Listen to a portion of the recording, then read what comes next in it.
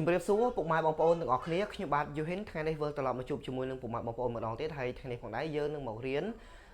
មេរៀនស្រៈហើយថ្ងៃនេះគឺជាថ្ងៃបញ្ចប់នៃការរៀនស្រៈទាំង32សំឡេងនៅក្នុងភាសាថៃអញ្ចឹងកុំឲ្យខាត់ពេលយូរយើងចូលមកកាន់មេរៀនរបស់យើងទាំងអស់គ្នាអញ្ចឹងស្រៈទាំង32សំឡេងគឺយើងបានរៀនបាន30ហើយនៅ2ស្រៈទៀតណាអូខេតោះអញ្ចឹងយើងមកមើលក្តារខៀននេះមកតោះวันนี้วันพฤหัสบดีนะថ្ងៃប្រហ័សที่26ទី26ផយพฤศจิกายนខែវិច្ឆិកា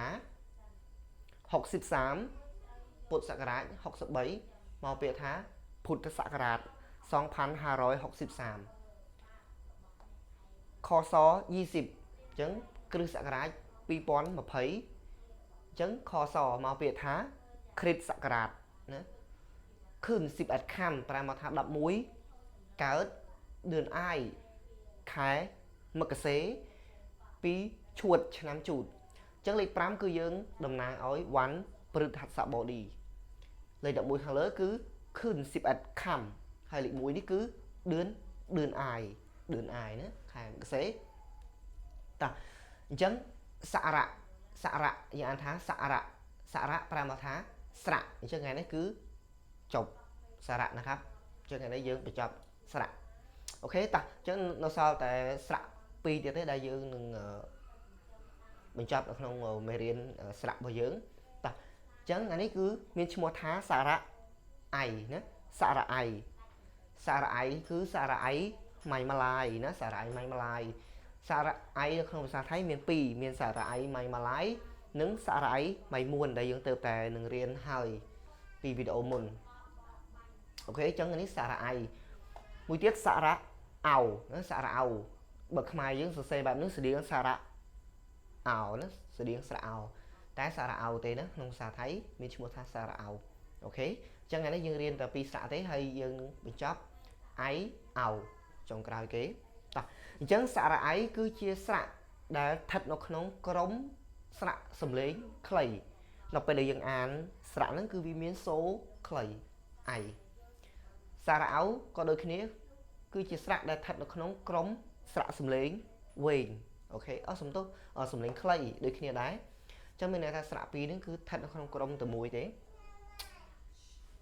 អូខេតោះបងប្អូនយើងរៀនសរសេរម្ដងសារៈអៃគឺយើងសរសេរយ៉ាងម៉េចទាញវាគួចឲ្យឡើងលើ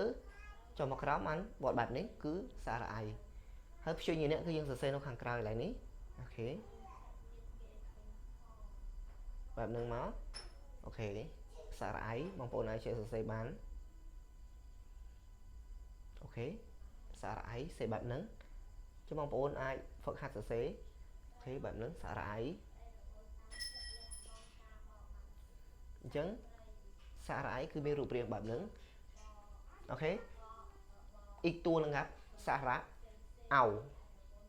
យើងសរសេរសារៈ A មុនតមកបាន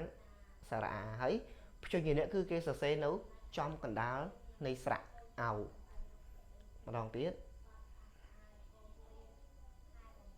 អូខេយើងទាញឡើងលើបែបហ្នឹងហើយចុះក្រោមមក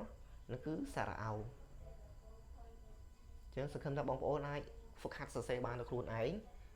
ចឹងយើងសរសេរទៅយើងចំណាំហើយថាសារៈអោគេសរសេរយ៉ាងម៉េចទាញពីណាទៅអញ្ចឹងយើងបានបញ្ចប់ហើយស្រៈអូខេអញ្ចឹងខាងក្រោមខ្ញុំដាក់ថាសរុបស្រៈទាំង32សំឡេងអញ្ចឹងស្រៈនៅក្នុងភាសាថៃមាន32សំឡេងអញ្ចឹងស្រៈទាំង32សំឡេងនេះគឺបែងចែកជា2ទី1គឺស្រៈសំឡេងខ្លីដែលស្រៈសំឡេងខ្លីមានសរុបទាំងអស់18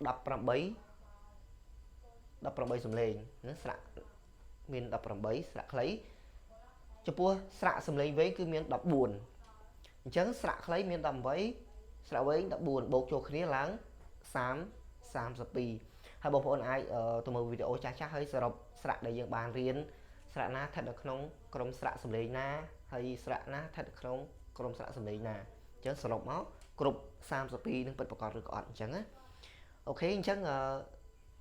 ថ្ងៃនេះយើងមានប៉ុណ្ណឹងហើយសម្រាប់វីដេអូចុងមេរៀននេះ ក៏សូមផ្ញើជូនទៅដល់បងប្អូនអ្នកដែលចង់ចេះចង់ដឹងចង់យល់ស្វែងយល់ពីចំណេះដឹងភាសាថៃអូខេអញ្ចឹងសម្រាប់បងប្អូនដែលមានចម្ងល់ទាក់ទងទៅនឹងមេរៀនថៃអាចធ្វើការសាកសួរខ្ញុំបានខ្ញុំរីករាយនឹងជួយទៅដល់បងប្អូនតាមសមត្ថភាពដែលខ្ញុំមាន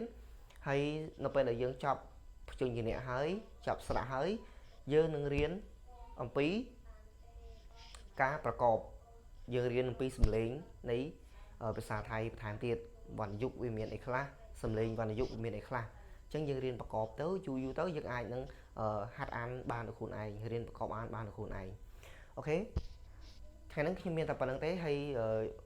ជូនពរបងប្អូនមានសុខភាពល្អទាំងអស់គ្នាយើងវិលត្រឡប់មកជួបគ្នាសារជាថ្មីនៅវីដេអូក្រោយទៀតសวัสดีครับทุกท่านครับ